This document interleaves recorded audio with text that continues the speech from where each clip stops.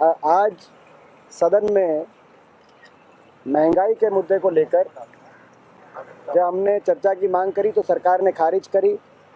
नेता विपक्ष माननीय मल्लिकार्जुन खड़गे जी के नेतृत्व में हम ये चर्चा चाहते थे, उन्होंने खारिज करी और उसका हमने विरोध किया।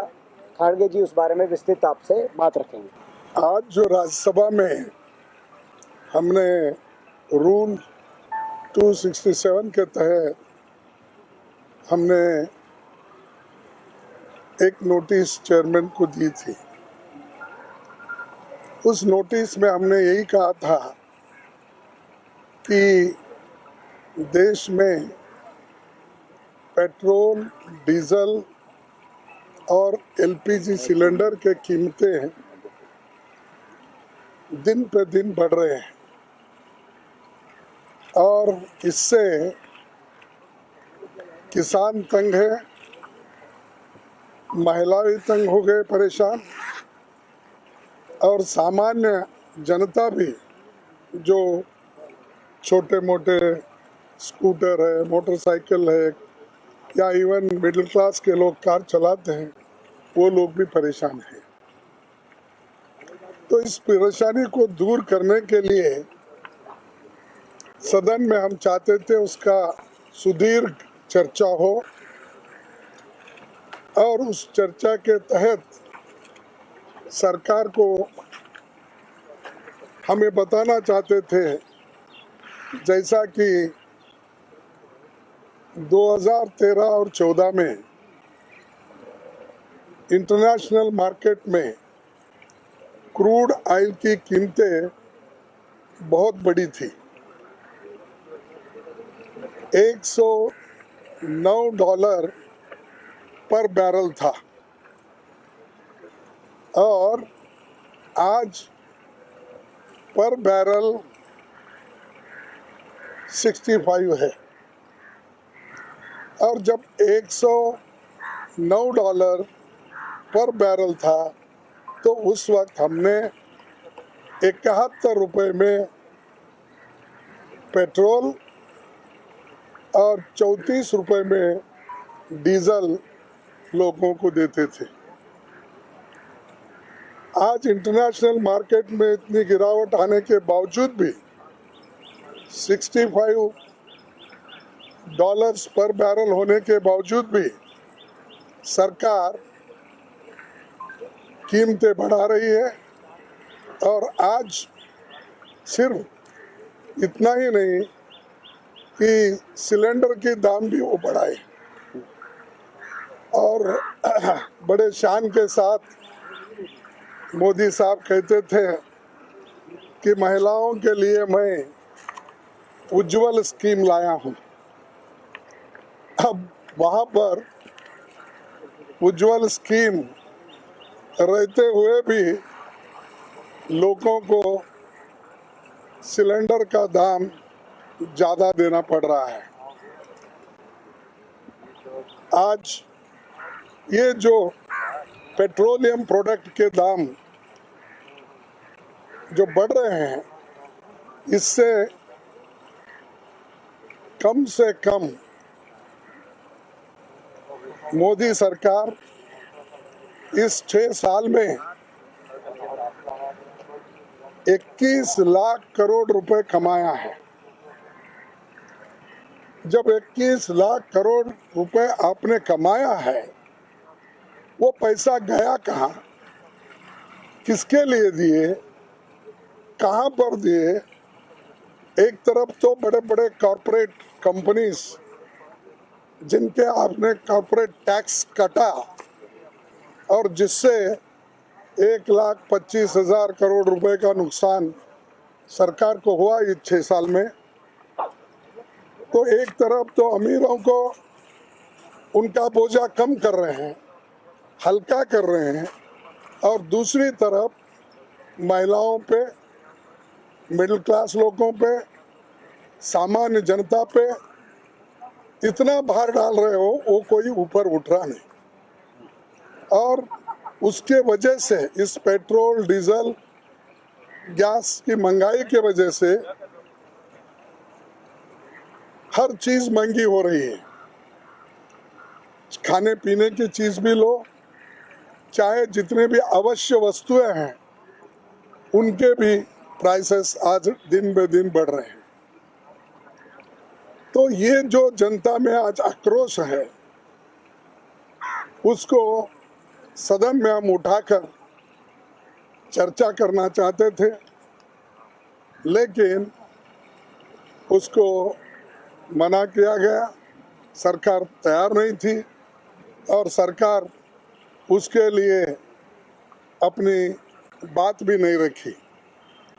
तो इससे क्या हो रहा है कि एक तरफ तो आप पैसा जमाने का देख रहे हैं, अपने ट्रेजरी को भरने का देख रहे हैं, लेकिन लोगों पे उसका असर कैसा हो रहा है पूरे देश में इसके तरफ नहीं देख रहे। इससे पहले आपने डिमोनेटाइजेशन किया, उसका तो भारी नुकसान पूरे देश के लोगों को हुआ।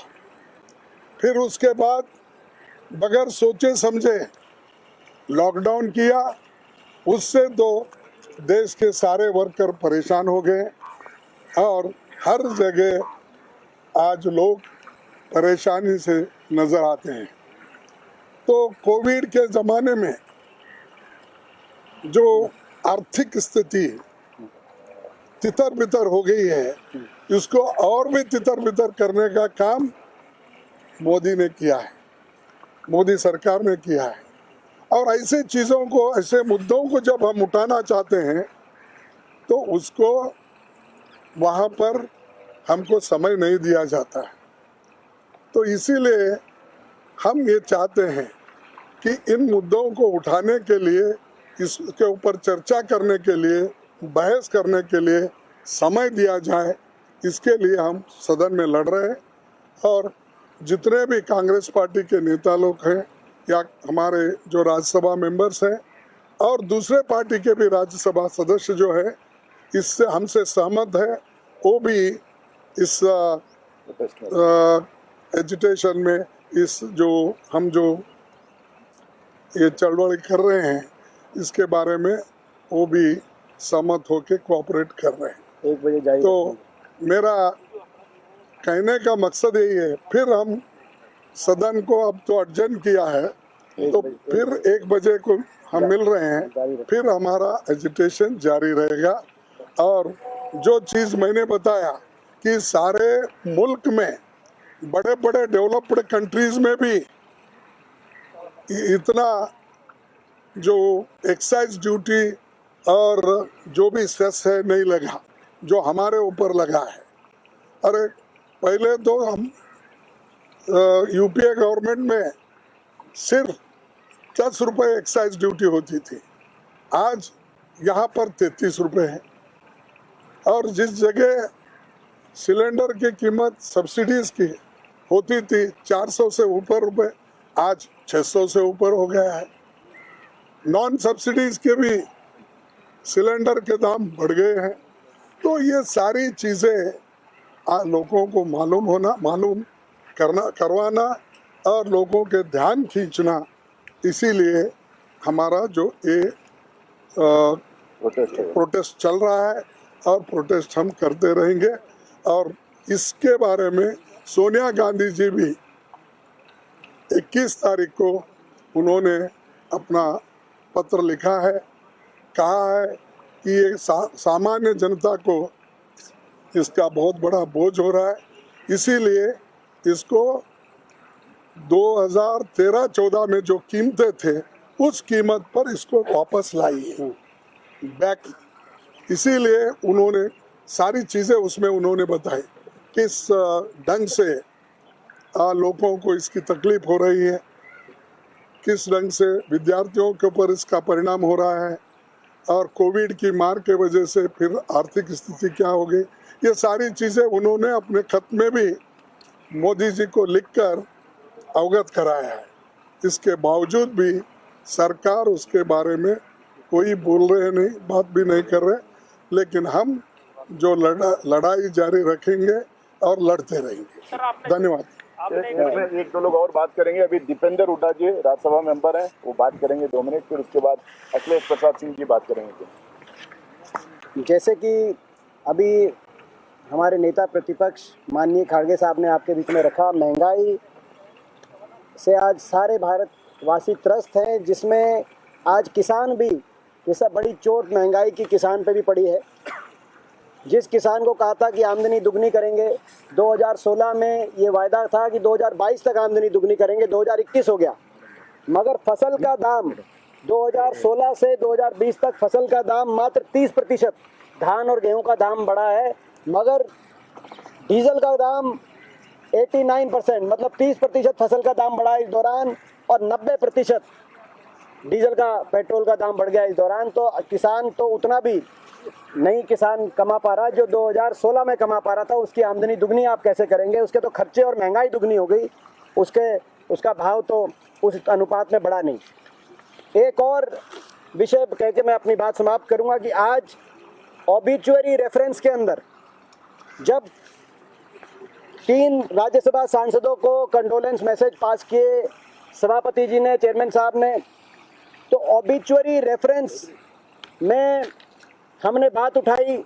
मैंने स्वयं ये सारी तस्वीरें सदन के सामने रखी। ये उन 273 किसानों की तस्वीरें हैं जिन किसानों की जान इस आंदोलन में कुर्बान हो चुकी, जिसमें से 2 किसानों की कल भी, एक ने सुसाइड किया, आत्म बलिदान किया, अपने प्राणों की आहुति दी, और दूसरे 32 वर्षीय एक किसान की मृत्यु हुई। तो अभी तक 273 किसानों की जानें कुर्बान हो चुकी हैं इस आंदोलन में, जो किसान आंदोलन चल रहा है। और मैंने सदन के सामने सभापति जी के आगे आग्रह किया कि कम से कम एक शब्द या एक वाक्य सरकार की नहीं तरफ से नहीं तो सदन की तरफ से, उनकी तरफ से सहानुभूति के, जब हम एक जो एक्स राज्यसभा मेंबर हैं या एक्स लोकसभा मेंबर हैं, एक्स मेंबर ऑफ पार्लियामेंट हैं, उनके लिए हम पूरा उनका जीवनी हम याद करते हैं, उस बात के लिए हम शामिल हैं, उस बात में उनके शोक प्रस्ताव में हम शामिल हैं। मगर क्या देश के किसान के लिए एक शब्द या एक वाक्य सहानुभूति का या संवेदना का नहीं व्यक्त किया जाना चाहिए था? पिछले सेशन में भी हमने मांग करी थी, इस सेशन में भी मांग करी, मगर उस बात को पूर्णतः खारिज किया इस सरकार ने, जिससे देश के करोड़ों किसानों के दिलों में आज ठेस पहुंची।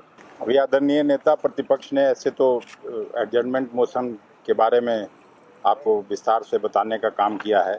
मैं केवल 2 पंक्ति ऐड करना चाहता हूं उसमें कि कमर तोड़ महंगाई है और पूरे देश में गरीबों मजलूमों की जो स्थिति है वो मरणासन है।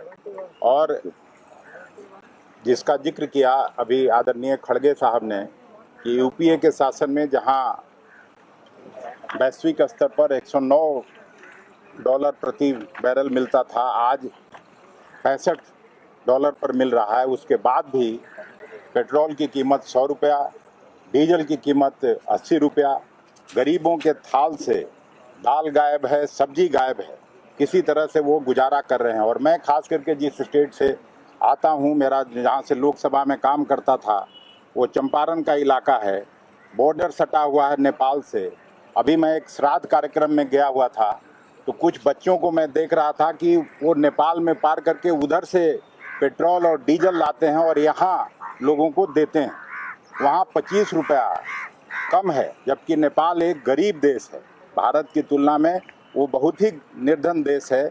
उसके बावजूद वहाँ 25 रुपये से ज़्यादा पेट्रोल की कीमत कम, 20-25 रुपये से ज़्यादा डीजल की कीमत कम। तो एक धंधा यूपी बॉर्डर और बिहार बॉर्डर के बच्चों का हो गया है कि उधर से जाके लाके कर रहे हैं। तो आज जब ये शुरू हुआ तो कांग्रेस पार्टी अपनी ऐतिहासिक भूमिका का निर्वहन करके आगे बढ़ी और नेता प्रतिपक्ष ने एडजर्नमेंट मोशन लाया कि पहले महंगाई पर चर्चा करिए, महंगाई रोकने का ठोस आश्वासन दे सरकार, तब बाकी हम लोग सब्जेक्ट्स को, बाकी बिजनेस हम लोग चलने देंगे।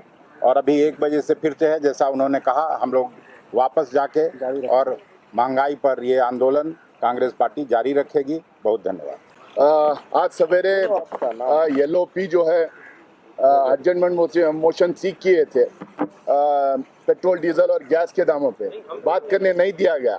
पिछला जब बजट सेशन शुरू हुआ था उस टाइम पे किसानों के मुद्दे पे, किसानों के आंदोलन पे और काले कानून पे चर्चा करने की मांग की गई थी, जब भी बात करने नहीं दिया गया।